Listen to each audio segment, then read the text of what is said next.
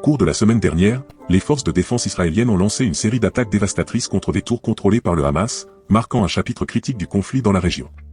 Ces attaques ont entraîné d'importantes destructions de membres du Hamas et de leurs installations, mettant l'organisation au bord de l'extinction. Aujourd'hui, l'armée israélienne a annoncé un événement d'importance mondiale, le démantèlement complet du système de commandement du Hamas dans le nord de la bande de Gaza.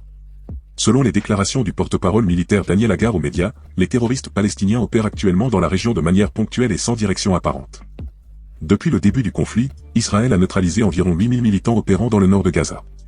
Concentrant leurs efforts, les forces de défense israéliennes se concentrent désormais sur l'élimination de la présence du Hamas dans les régions du sud et du centre de Gaza.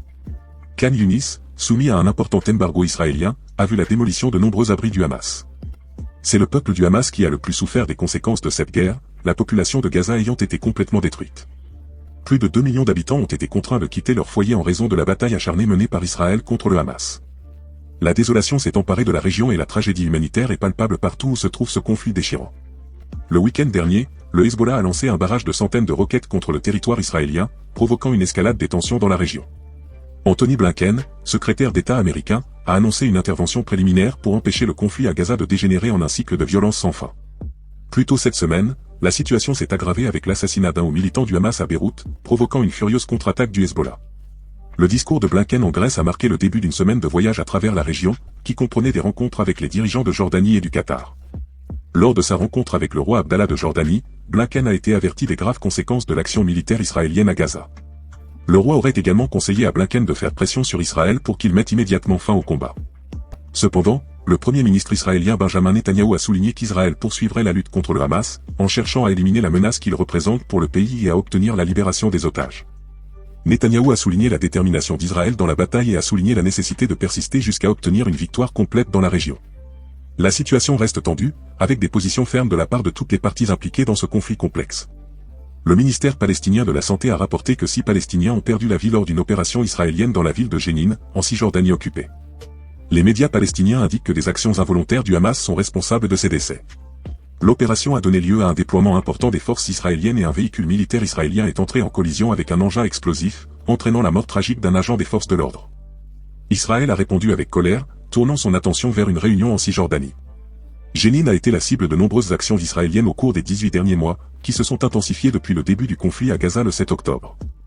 Récemment, le Hezbollah a lancé des centaines de roquettes le long de la frontière nord d'Israël en représailles à l'assassinat du chef du Hamas Saleh al-Arouri lors d'une attaque à Beyrouth imputée à Israël. L'armée israélienne a répondu aux attaques du Liban et Hassan Nasrallah, chef du Hezbollah, a menacé de conséquences pour la région nord d'Israël en cas de guerre totale. Dans son discours, Nasrallah s'est vanté des réalisations du Hezbollah et a promis de se venger de l'assassinat d'al-Arouri, sans fournir de détails concrets sur l'attaque menée en réponse à l'incident de Beyrouth. Hassan Nasrallah, chef du Hezbollah, a averti que tout le Liban serait exposé à de futures attaques israéliennes si le groupe ne répondait pas rapidement à l'assassinat de Saleh al-Arouri. Il a souligné qu'il ne pouvait pas rester silencieux face à une violation d'une telle ampleur, car cela rendrait le pays tout entier vulnérable. Nasrallah s'est dit préoccupé par le fait que si Israël réussissait dans ses opérations à Gaza, l'armée israélienne pourrait étendre ses actions au Liban. L'assassinat d'Arouri, la personnalité la plus éminente tuée depuis le début du conflit, et la première attaque contre la capitale libanaise, ont alimenté les craintes d'une escalade plus large. Le Liban a déposé une plainte auprès du Conseil de sécurité de l'ONU, qualifiant cet événement de phase la plus dangereuse des attaques israéliennes. La plainte alléguait qu'Israël avait déployé 6 missiles et utilisé l'espace aérien libanais pour bombarder la Syrie. Bien que symbolique, il n'est pas certain que cela débouchera sur des mesures concrètes contre Israël. Quelques heures après le discours, au moins 10 roquettes ont été lancées depuis le Liban vers Kiryat Shmona, dans le nord d'Israël. 5 ont été interceptées avec succès, tandis que les autres sont tombées sans danger. En réponse, les forces de défense israéliennes ont attaqué le centre de commandement du Hezbollah à Blida, dans le sud du Liban, et ont affirmé avoir touché les sites de lancement. Des chars et de l'artillerie ont été utilisés pour empêcher les opérations planifiées du Hezbollah et épuiser les capacités du groupe à la frontière. La région se trouve dans une situation critique, avec des tensions croissantes et des craintes d'une escalade significative du conflit. Dans un récit captivant, Hassan Nasrallah a proclamé vendredi dernier que le Hezbollah avait mené un nombre impressionnant de 670 opérations le long de la frontière depuis le 8 octobre. Faisant preuve de compétences stratégiques, ces opérations impliquaient non seulement la destruction de nombreux véhicules et chars israéliens, mais également du matériel technique et de collecte de renseignements présumés vital pour les défenses israéliennes. Le chef du Hezbollah a détaillé avec une précision chirurgicale que ces attaques se sont concentrées sur 48 positions frontalières israéliennes et 11 positions arrières, soulignant qu'aucun coin de la frontière n'a été négligé.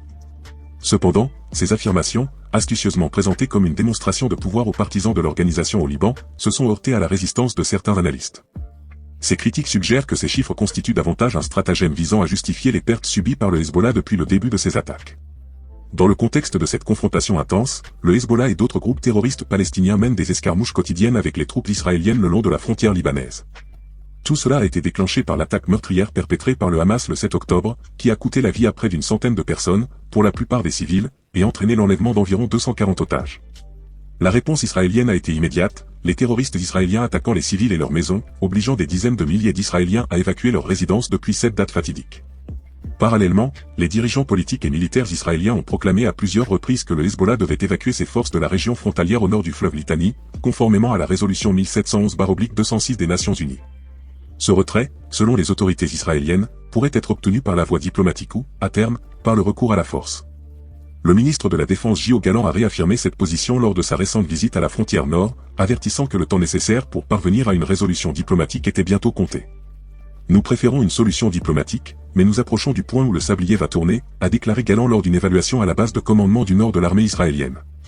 En outre, une couche intrigante s'ajoute à la situation, puisque le Liban revendique l'occupation de plusieurs territoires après le retrait israélien de la région sud en 2000.